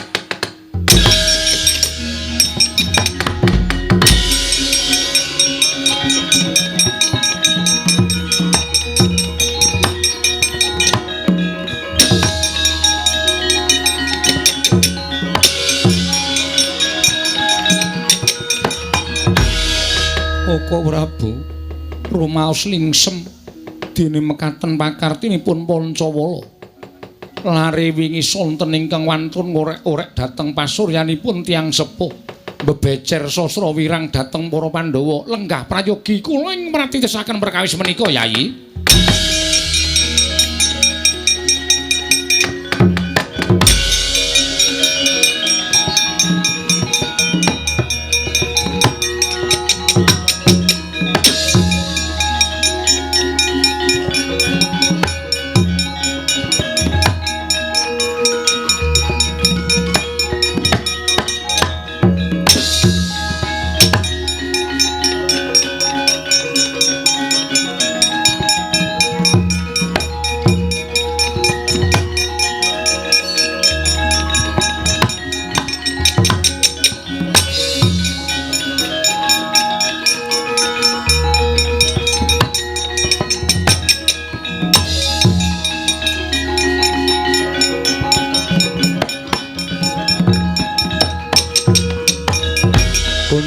Ganjing langit kelap-lapaton lerken sanging risang mawe gandrung Yai Antasena piye Kang banjur bakal pirang dina meneh nggonipun Kakang lawan Siadi ngunggu marang rawing Kyai Antisura percaya karo aku ora usah semelang Kyai Antisura kuwi nadyan wujud satu wana wujuding gajah nanging kuwi gajah pusaka kuwi wujuding gajah sing pancen beda karo gajah-gajah liyane ya ming Kyai Antisura sing ngerti sapa besok ingkang pantes bakal lintir ke Praboning Ngastina lan sapa ingkang pantes lenggah dampar mula nek nganti mengko gajah Kyai Antisura tekan negara Ngastina nggawa pawongan sapa wae Kakang Pancawala aja nganti duka iya Yai pun Kakang bakal ikhlas lahir lan batin ora duwe rasa ngresula ya nek ngono dinteni mbuh tekan kapan pokoke kudu ngerti sapa sing pantes dadi ratu ning negara Ngastina Kang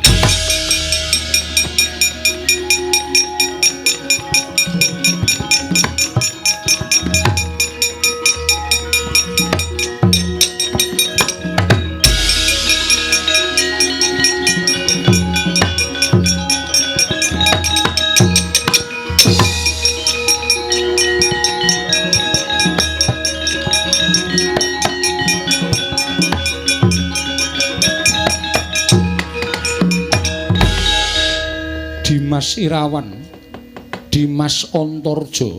Nggih, Kakang Mas kula ingkang sowan. Nggih, Kakang Mas kula ingkang sowan. Ngopo ya, Kang? Ya mergo pun Kakang wis krungu Yai. Pun Kakang mireng yen to siadiran Kakang Mas Pancawala bakal kepengin ngrasakake dadi ratu ning negara Ngastina. Tumulipun Kakang nusul ana ing kene sayekti ora ketamung sithik ngempek kamukten negara Ngastina. Sik, aja ngawur. Pancen ate Kakang Pancawala kepengin lenggah dampar. Ning mau ngendikane Simbah Patih sing ngerti lan sing pono babakan negara Ngastina ki mung Gajah Kyai Antisura. Lah terus piye Dimas? Gajah Kyai Antisura Kakang Pancawala matur ngersaning Gajah Kyai Antisura, sapa sing pantes antaraning Kakang Pancawala apa aku sing lenggah dampar ora ana sing dipilih. Malah Kyai Antisura medal saka Wantilan mlebu ngalas seprene urung bali. Lah terus kok Dimas ora tumuli mukti ana negara Ngastina. Aku wonge nrimo kok Kang nek pancen ora dikeparengake lan aku ki ora duwe ora kewahyon kanugrahan babakan kamukten wis trima dadi satria ngene iki ya ora apa-apa. Tur Kakang Pancawala ya wis trima dadi satria ngene iki ya ora apa-apa. Iya Dimas Antarja. Pun Kakang sayekti mung nyoba marang katrimaning urip. Jebul tinemune dudu Pancawala ingkang pantes lenggah dampar nadyan pun Kakang Ki putra ingkang tinemu pembayun lancur Pandhawa ingkang tuwa dhewe nanging jebul ora kasinungan kanugrahan mula pun Kakang trima mopo Yayi pun Kakang ora apa-apa. Gunjang ganjing langit kelap-lapaton lir kincanging risang mawe gandrung ing gumarupa kana angin gedhe lambahing Kyai Antisura ingkang anggendhong Raden Abimanyu minggah wonten ing Datulaya. Raden Abimanyu kalenggaken wonten ing dampar kencana kaget kadra kasangsayaning para putra.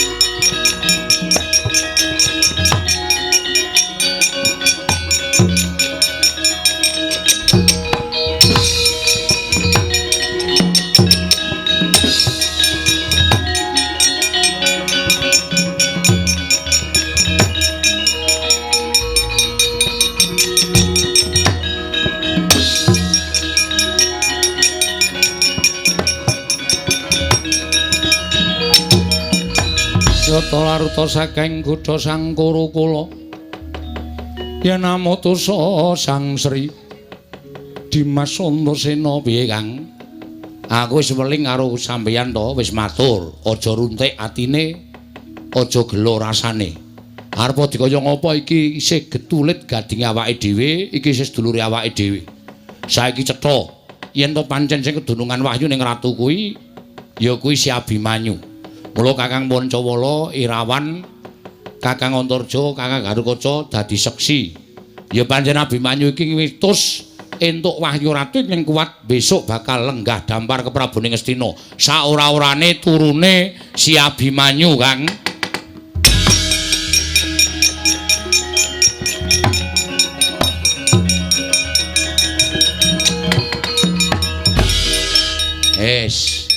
Saiki gandhe wis ana ratune sing ndapuk Nayaka aku.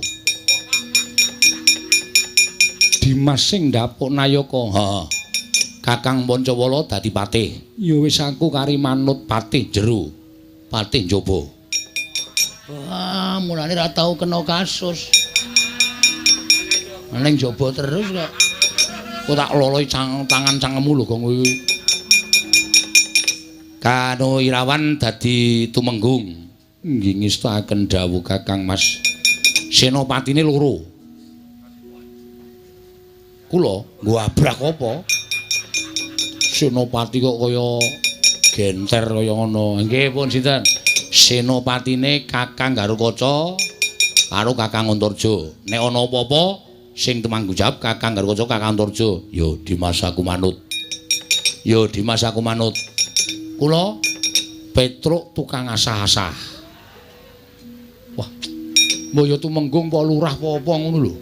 Abdi dalem kok ming asah-asah. Ya kowe tak dapuk dadi tumenggung. Oh nggih. Kula napa ndara? Saora-orane mesti aku paling ora ya banyak dalang samunggaling ya, Truk. Ora ana pase banyak dalang ki ming anu ming apa jenenge? Kula napa ndara? Kowe RT. Oke, ora masalah. Tak gawe angel nek do gawe KTP.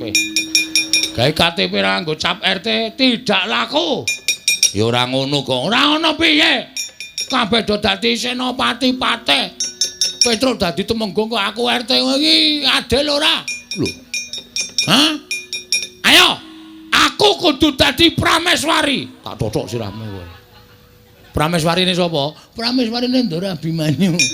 Njuk kowe rabi karo iki no piye? Lah nek gelem dengkul kowe tengok kene wae. Wis kowe tengok kene. Ngono. Ora ngono, piye? Mlumah. Ngene. Heeh. Dadi apa aku? Dadi paidon. Maksudnya? Ayo nek ratu idu neng cangkemmu kuwi. Mesti was mempeng ora. Aku dadi emban wae ya. Wah iya. Ya sing sok mbarengi ratu nek metu Semar nesu Semar ngono kae. Ora soal man. Wis ngono wae. Kowe pokoke engko dadi apa-apa sakarmu kuwi seksi sibuk, Gong. Oke. Ayo, Mas Senopati orang malang kerik ning ngarepe ratu. Yo, Bagong. Ah, ngono sopan dikit kenapa sih? Wis yo Kang, pokoke aku patin jero, aku patin jaba, Kakang Pancawala patin jero. Terus Sirawan tumenggung senopatine Senopati Antarja, Senopati Garukaca. Yo Dimas aku mingkari manut. Pokoke sapa sing arep ngagru-agru lenggahing adiku Abimanyu ning negara Ngastina, Senopati kudu tata-tata samapta ing gati saweging diri. Ya Dimas, wis to dawuh.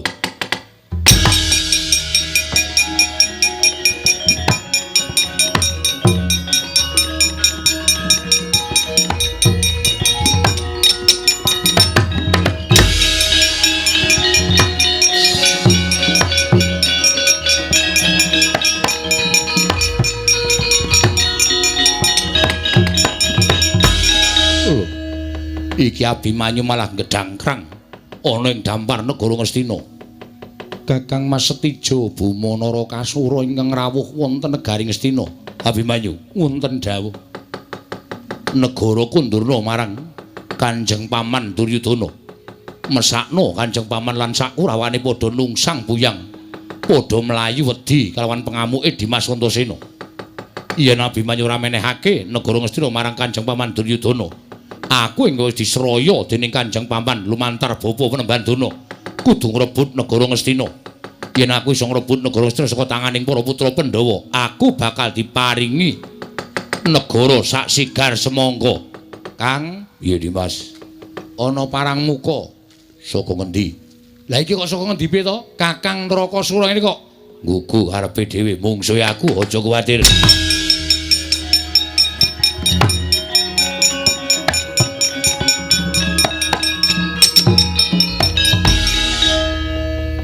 Kang Setija, Gatotkaca piye?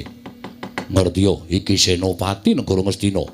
Raden Gatotkaca. Lho, wis ndapuk Senopati, ora ning kene papane rembugan. Menyang endi? Ning jaba. Babu Yayi.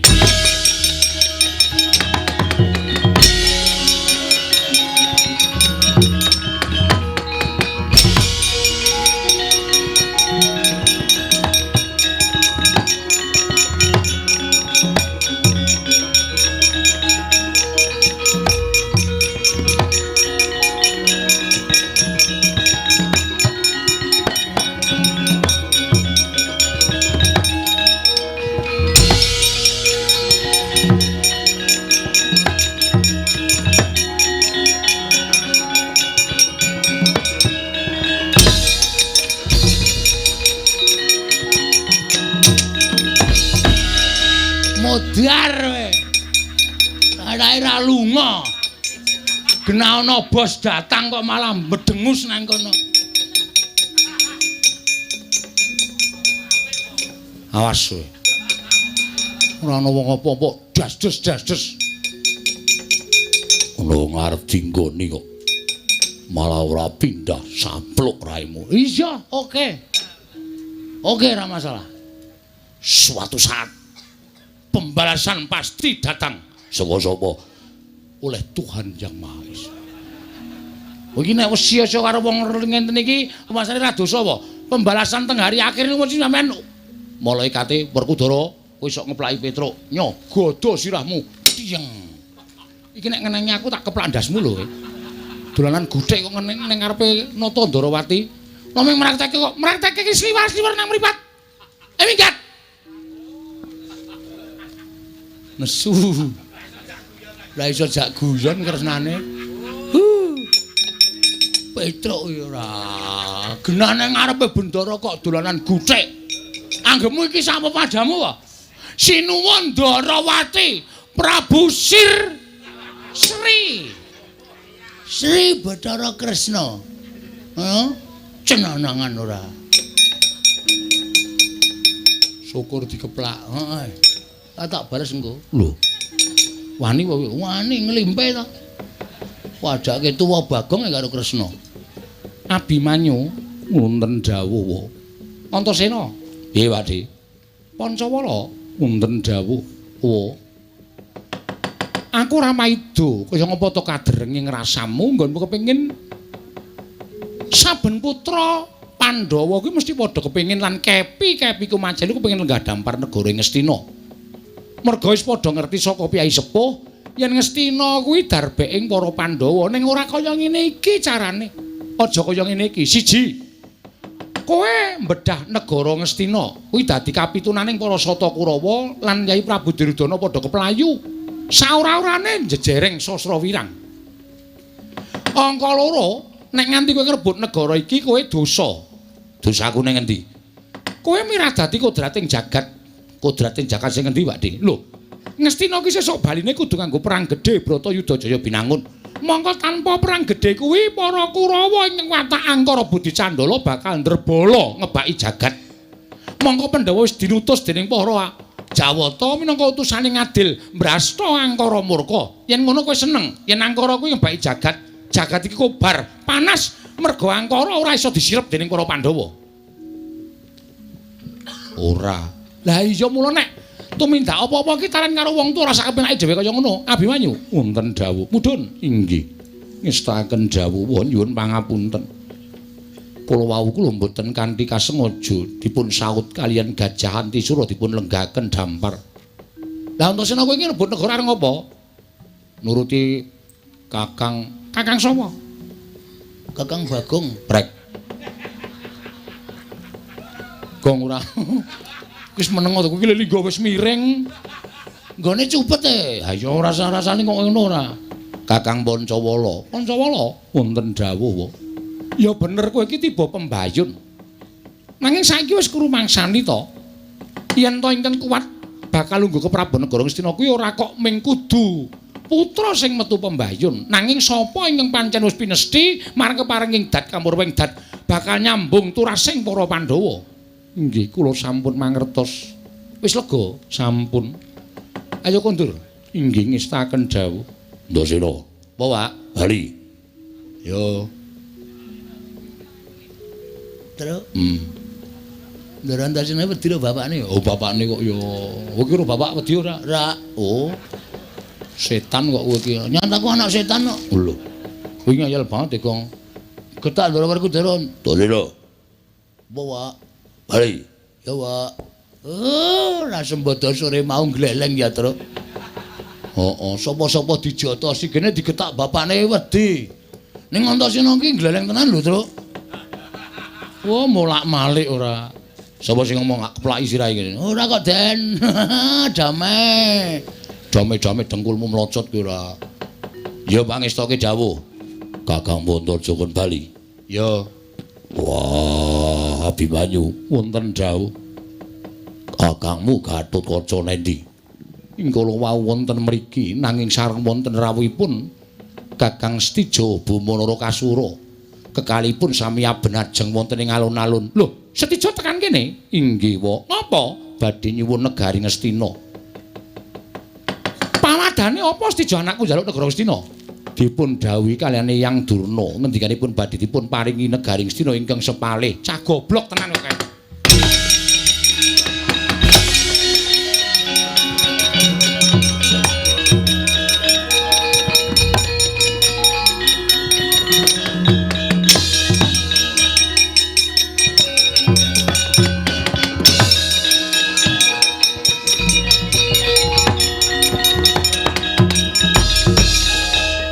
Antasena.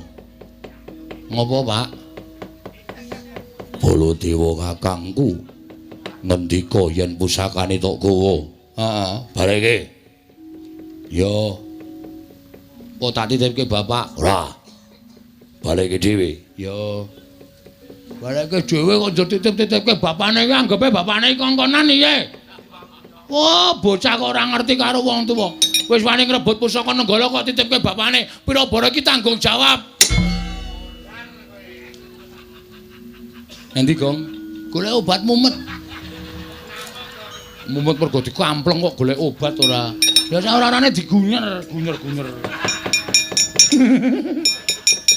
dengkul mlocot. Tru, nyilih dengkule, Tru.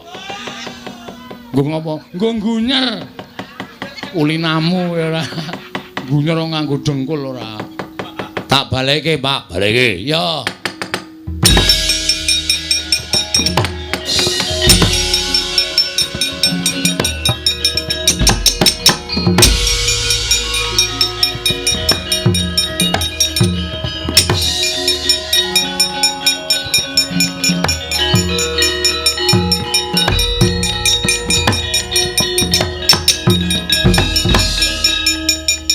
Senopati Ngastina Raden Gatotkaca rasah dadakan gunung tanpa guna. Ngastina bali darbeing Paman Duryudana aku entuk separone negara Ngastina. Ayo jajaran Gatotkaca pecah diadamu.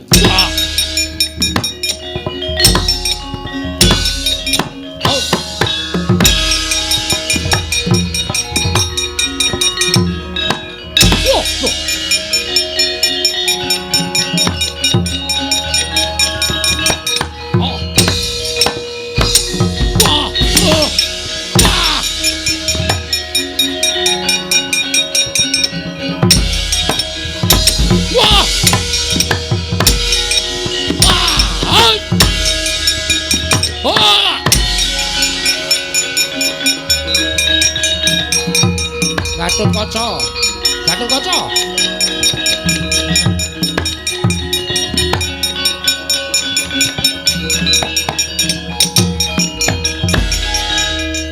Stijo wonten timbalan. Cubluk ing naler cingkranging samubarang ku ya kowe. Lha nuwun kados pundi paduka paring dawuh mekaten. Lho, kok sik to? Kok kowe kok percaya karo Begawan Durna? Kowe ngrebut negara Ngastina saka tangane Si Pancawala Antasena, kowe arep diwehi negara Ngastina separo ngono. Eyang Durna ngendika mekaten. Kosik to. Selagine wong tuamu Kresna ingkang srawung karo Begawan Durna kuwi luwih suwe tinimbang kowe. Aku sithik wae ora percaya karo Begawan Durna. Lah kok dadi anakku lanang gampang men diapusi. Nek nganti kowe mengko diparingi negara Ngastina separo, wis kowe nyuwun apa karo Pun Rama? Tak paringi, Nggir. Tak paringi. Ning yen nganti mengko Durna Cidra ngubaya, tegese ora nyata ucape Begawan Durna. Traju Tresna tak jaluk nang panguwasaning Ndrawati. Sampun ngaten Rama, ayo bali. Ngestahaken dawuh.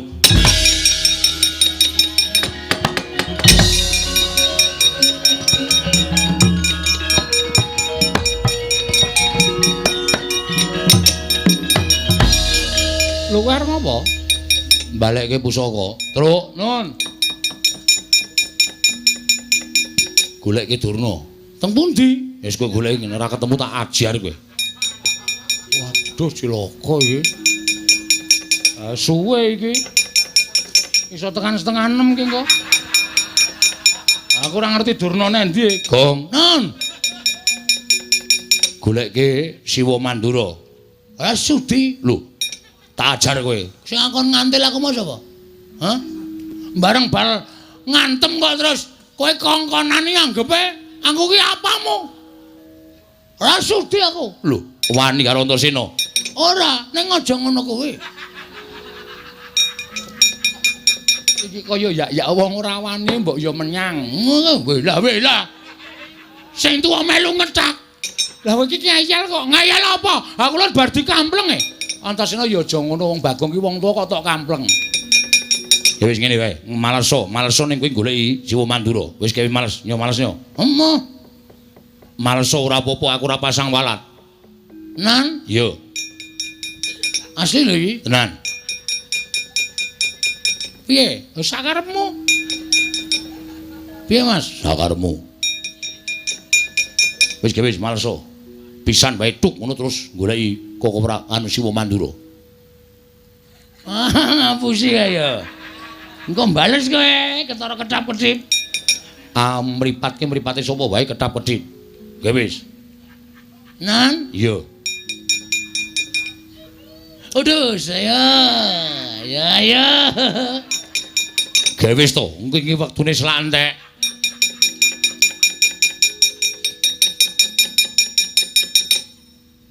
Loh, iki piye to iki? Arep mrene ra wani. Lah kok malah aku wani iki piye? Sorry, ngono guyon. Guyon, aku ki ratu kok dijak guyon. Rumasane aku ki Nalendra nggih dicuthuk dadane sampeyan dhewe. Apa itu mbok digo bali? Wus. Kok sira Mandura? Yo, gawe wis yo.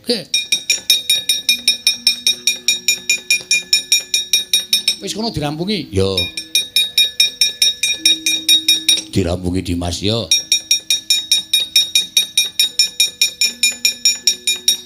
Padose iku. Yo, piye? Ono apa aku? Sampeyan dipadosi Ndara Antasena. Wih lah jagat waisane ku Bathara. Eneng apa Antasena? Wah, setan iki. Kok kowe nyok? Ha wong tangane digeret sampeyan ae dhewe kok aku ya mung nyirokke suarane Ndara Baladewa kok. Aku ya ngurung ketemu Durna e. Ya.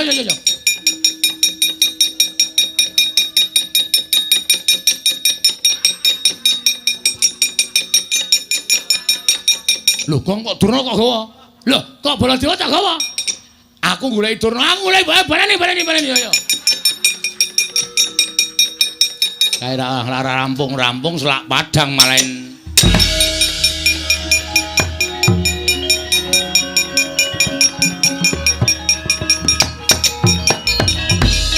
Mbah, Apa ngger? aku arep balekke pusaka. Oh iya tak terima. Nyo, Oh iya. pun gak ditampa. Gek ditampa iki. Letro. Ora edan kok iki. Lah wong sampeyan iku dibalekke pusakane iki gek ditampa. Letro ora edan. Aku iki pusaka tenanan. Nyo, lo pusakane dhewe kok wedi ora. Oh, tak terima ya Antasena, tak terima. Yo, nek ketemu karo Siwa Ngastina negara wis ora tak nggo. Nek arep dilenggahi meneh entuk. Oh iya Antasena ya.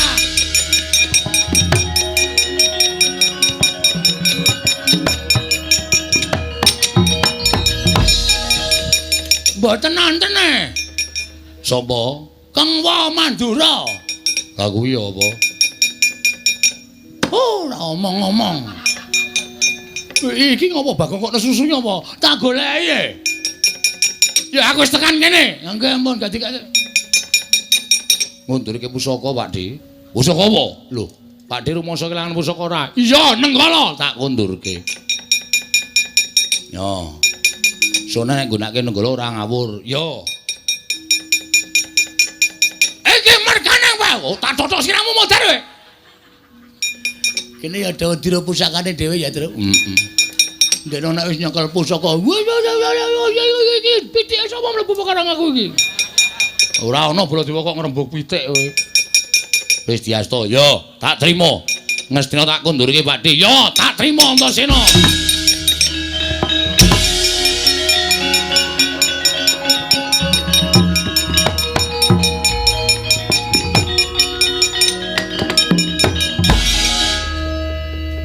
Oh, sinuwun Ngastina sajake ora trima, Gong. Halo, mlayu-mlayu ngirit para sata Kurawa. Dendam karo Ndara Antasena, Ndara Pancawala. Matur Ndara Werkudara, ya.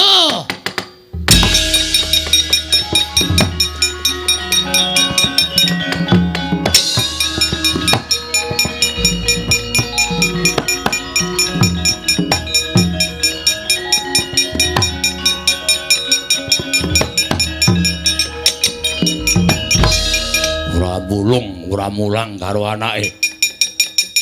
Ora ngajari karo anake. Wong gerang model piye kowe?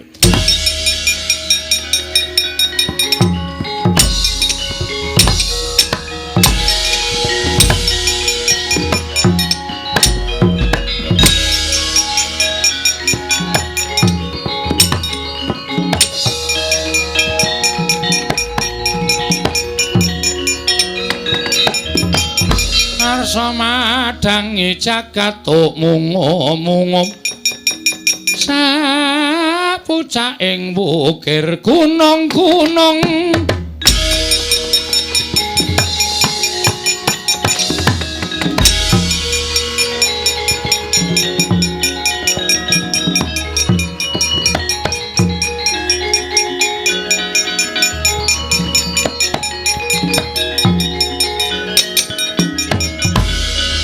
pun paripurna. Ya. Nek wonten lepate kula sak kanca nyuwun pangapunten Surasudra Jane ingkang ratsuh brasut kaping kula Darmastuti Rahang Sami Makarya Rahayung Samya pinanggi Ndara.